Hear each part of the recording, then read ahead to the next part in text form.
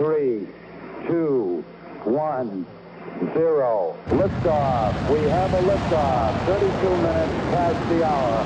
Liftoff on Apollo 11.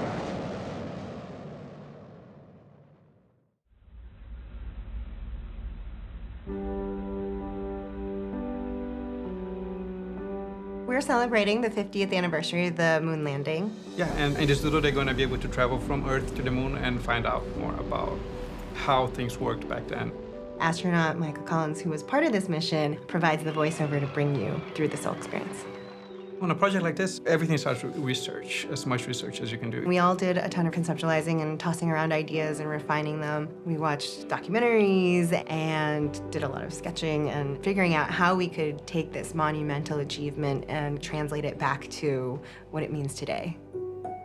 For every doodle, we try to be as accurate as possible, and we try to go to somebody who is an expert on it. And that's why we went and we talked to NASA and we visited them and we asked hundreds of questions. And especially to Bill, who is the chief historian there. He's absolutely brilliant. He knows everything about everything that's related to NASA history. I can completely geek out about random facts about the Apollo program, and the folks at Google are just eating it all up. It's been a great collaboration. Right, the schedule called for the astronauts to take a sleep rest period after they land on the moon. Yeah, right. Yeah, exactly. One of the greatest things about this doodle is that we got astronaut Mike Collins to help. And so we presented him with a rough idea of a script, but he really injected a lot of his own thoughts and his own feelings and details in there that we would have otherwise never known.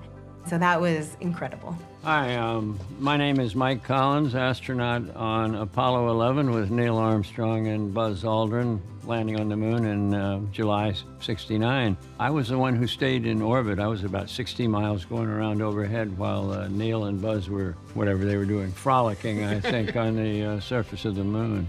His perspective on it was really amazing and inspiring. Yeah, especially when he talks about when he was by himself on the other side of the moon and he was just drinking coffee and he was happy there. He had hot coffee and he was reading a book, and it makes it so much more human. The first view of the moon up close was awe-inspiring, but even more than that, it was looking back on the tiny little Earth. You know, one time I said, hey, Houston, Apollo 11 here. I've got the world in my window. Houston, Apollo 11. Go ahead, 11. Right, I've got the world in my window for change, and I'm looking at it through the binoculars.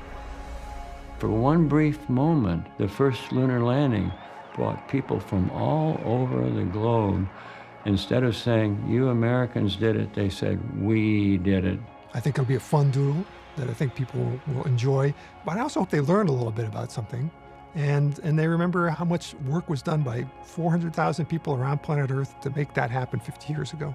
I think it's a testament to inspire people to go further and go where we haven't been before.